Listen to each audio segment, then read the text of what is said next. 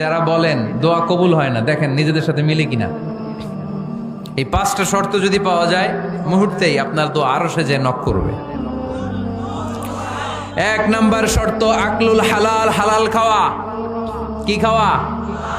আমরা দুইটাই খাই,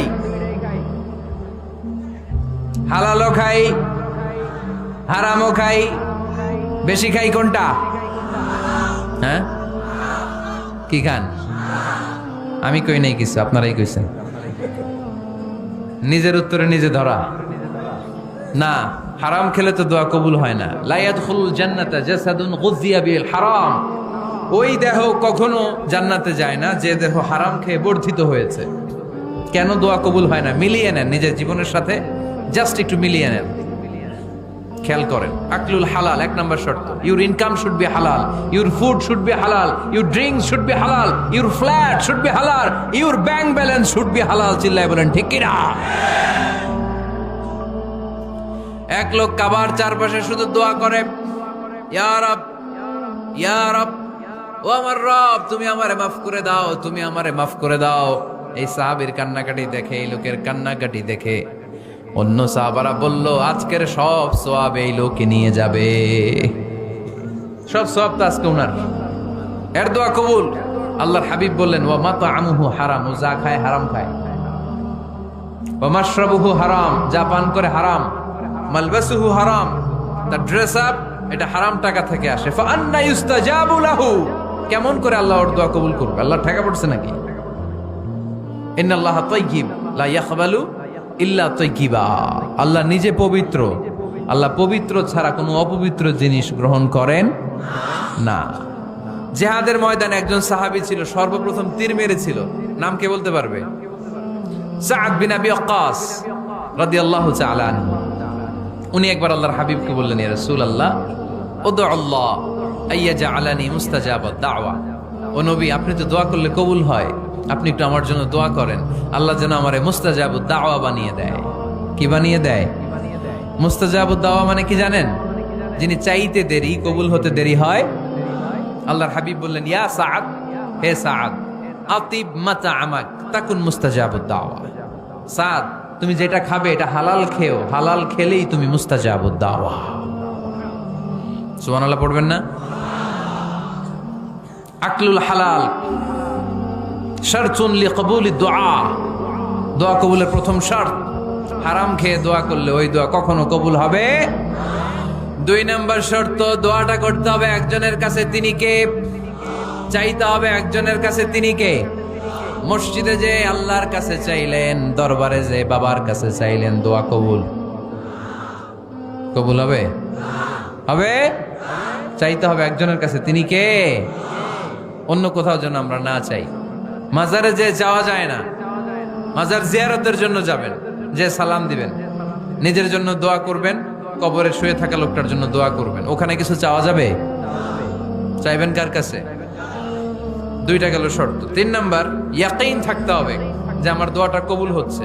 যখন দোয়া করবেন আপনার এই বিশ্বাস থাকতে হবে, আমার রব আমার ফরিয়াদ শুনছে, তিনি আমার কথা শুনতে পাচ্ছে, আমি চাওয়া মাত্রই তিনি সব দিয়ে দিতে পারে, এবং আমার রব আমাকে ফিরাবে না, তিনি দিবেনই।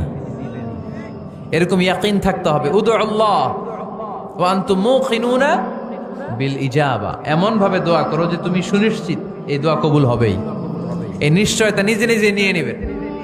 আল্লাহর উপর ভরসা কম আমাদের, এই ভরসা জাগে না, যারে উনি দিবেনই নিশ্চিত আমি। আপনি নিশ্চিত হলে পেয়ে যাবেন নিশ্চিত। আপনার মধ্যে যদি সন্দেহ, হায় রে কবুল হয় না, না হয়, ওই দোয়া জীবনও কবুল হবে না। ঠিক কিনা?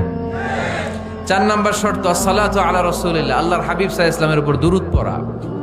কুল্লু দুআ মাহজুব মাওকুফুন বাইনাস সামাই ওয়াল আরদ। আমরা যা দোয়া করি সব আকাশ জমিনের মাঝখানে পেন্ডিং হয়ে থাকে। মা লাম ইউসাল্লা আলাইহি, আল্লাহর হাবিব বললেন, যতক্ষণ না আমার উপর দুরূদ শরীফ পড়া হয়। আওয়াজ করে সবাই পড়েন, সাল্লাল্লাহু আলাইহি ওয়াসাল্লাম। আল্লাহর হাবিব সাল্লাল্লাহু আলাইহি সাল্লামের উপর দুরূদ না পড়লে ওই দোয়া কঠিন কালে আল্লাহ কবুল করেন। আকাশ জমিনের মাঝখানে পেন্ডিং।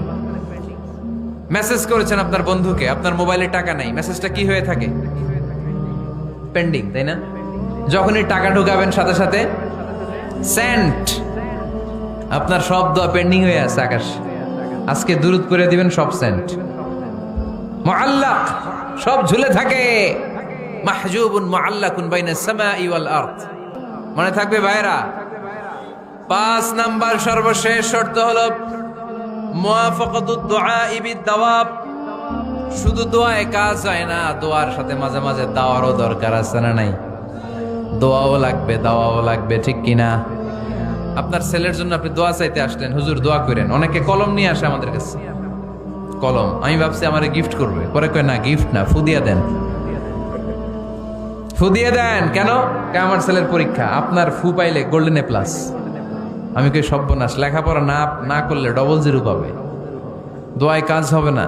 আগে পড়াশোনা করতে হবে, তারপরে দোয়ায় কাজ হবে, ঠিক কিনা? দোয়াটা ভ্যালিউ অ্যাড করে, ইট অ্যাডেড দ্য ভ্যালিউ। কিন্তু আগে লাগবে লেখাপড়া, আগে লেখাপড়া। অসুস্থ হয়েছেন, খালি দোয়া চাইতেছেন, চিকিৎসা নেয়া বড় সুন্নাহ। আল্লাহর হাবিব সাল্লাল্লাহু আলাইহি ওয়াসাল্লাম অসুস্থ হলে চিকিৎসা নিতেন, সুবহানাল্লাহ পড়েন। দোয়ার সাথে দাওয়া লাগবে।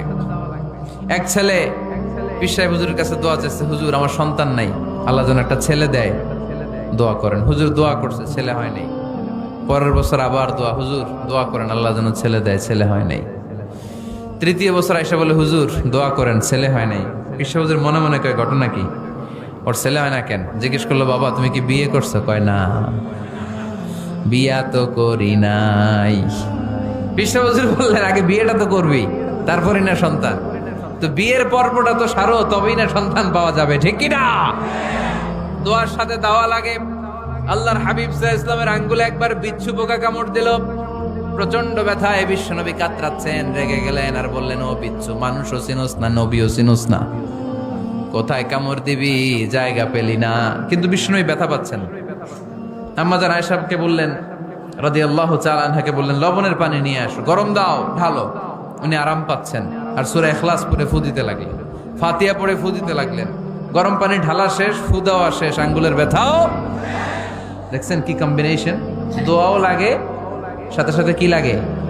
দাওয়াও লাগে। দোয়া আর দাওয়া দুইটার সমন্বয়ে আপনাকে সফলতা দিবে কে? সফলতা একজনই দেয়, তার নাম জোরে বলতে হবে, তিনি কে? ব্যবসা যদি মন্দা থাকে, ব্যবসায় সফল হতে চান, সফলতা এনে দিবে কে?